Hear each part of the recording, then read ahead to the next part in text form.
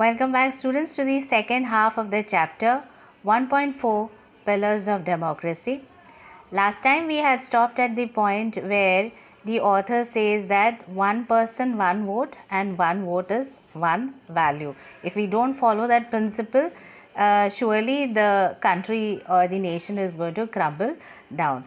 The next point that the author brings forward is the principle of fraternity. What is fraternity? Fraternity is a sense of common brotherhood, that all the people are one. Okay, we are under the one roof. With this principle, this principle gives us a sense of unity and solidarity, that we are all together, and whatever come may, we fight together for our nation.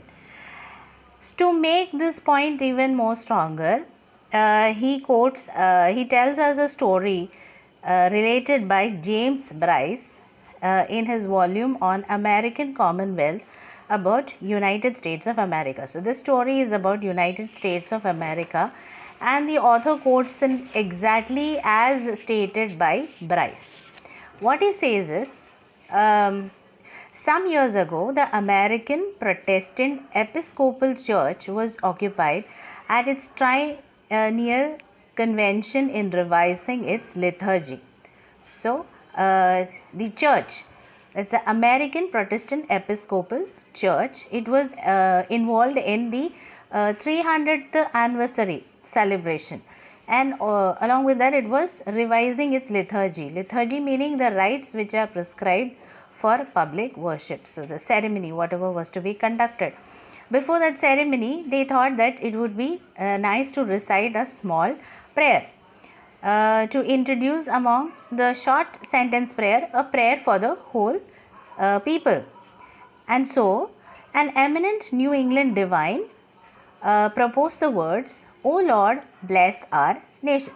So this was a short prayer said as in a plain statement, okay, but then nobody thought that this prayer would evoke such a controversy, that it would start a spark somewhere, that the next day it was sent for consideration, that no, this was not meant to be said in this way, because there were objections raised by the members, by the laity meaning the members of the religious community or the church.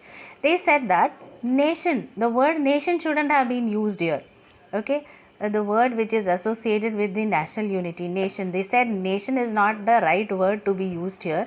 Instead, it should have been, "O Lord, bless these United States." Now you can think over and say that whether it is United States, whether it's a nation, our country, the people of US, it would hardly make any difference. But then a point was raised on such a small issue. So what the author is trying to draw our attention is, when there is so little solidarity, when people are in disagreement, they felt that this was not the right word in US, okay, and the people feel that they are still not a nation yet, okay, they are a nation, but they felt that this was not the right word to be used. So if the people of US could not feel that they were a nation, consider our situation. How would it be in India? Okay, so he says, "I remember the days when the politically minded Indians resented the expression." Resented means they were angry that the people, they didn't want us to be referred as the people of India. They wanted us as the Indian nation. It makes no difference. One thing can be expressed in several different ways, okay, but maybe the feeling associated it might be different. Maybe because of that they were saying that they were not happy with the people of India, but it should be the Indian nation. So what he is saying is, I am of the opinion that in believing that we are a nation, we are cherishing a great delusion. So if we think we are a huge nation, we are there is unity in diversity, we are in a very big mistake, okay. we are in a very wrong impression that we are united. No, we are still divided in so many ways, because we are a diverse country with so many diverse cultures, languages, religion, so many number of caste and not only caste but the subcaste here. So when we are divided in so many ways, how can we be a nation? That's a valid question. The sooner we realize that we are not yet a nation in the social and psychological, in the social ways and psychologically, in our mindset also, we are not ready to accept that we are a nation yet. So he says the earlier we come to the realization of the fact that we are still not a nation yet, the better it is for us. The realization, what is that will unite us, is not the caste, not the language, nothing of these. But then when we stand together as a nation and we stand to fulfill our goals and objectives, okay. But then different countries, some because see, different countries have their different needs and different objectives, right? We are a developing nation and our objectives are different from US, and our objectives might be different from some other country as well. So what problems US has, those problems might not be there in our country. Our country might have and has many other problems which needs to be looked upon. So the US doesn't have the problem of caste.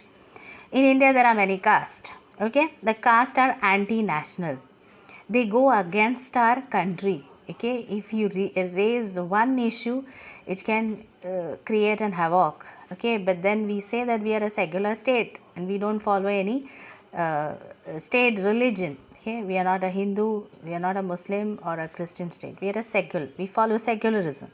In the first place they bring about separation, okay. They don't unite us but they divide us.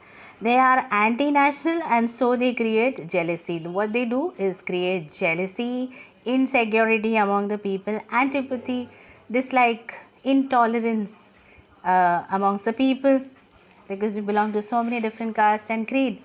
So what we got to do is to try to overcome these difficulties, and if we want to be a nation in the real sense. For fraternity can be a fact only when there is a nation, okay. So we need to come together. We are not different, although we might be different, we have so many we may be diverse in many ways, but we are still strong. We stand strong and united, only then we will stand strong as a nation. Otherwise what will happen, see, these principles need to exist in our country. Along with fraternity, we need equality and liberty. Otherwise, it will be no deeper than the coats of paint. It's just on the pages and it's just a coat of paint which will just fade away and get washed away in the rain. So we don't want that. We want that feeling of unity and integrity towards the nation to be ingrained in our minds and in our hearts as well. So this is all about what Dr. Baba Saheb Ambedkar wanted to tell us, okay. This is how we are going to become so if the pillars of the nation are strong, only then can we build a strong nation. So I hope you have understood this chapter. Thank you.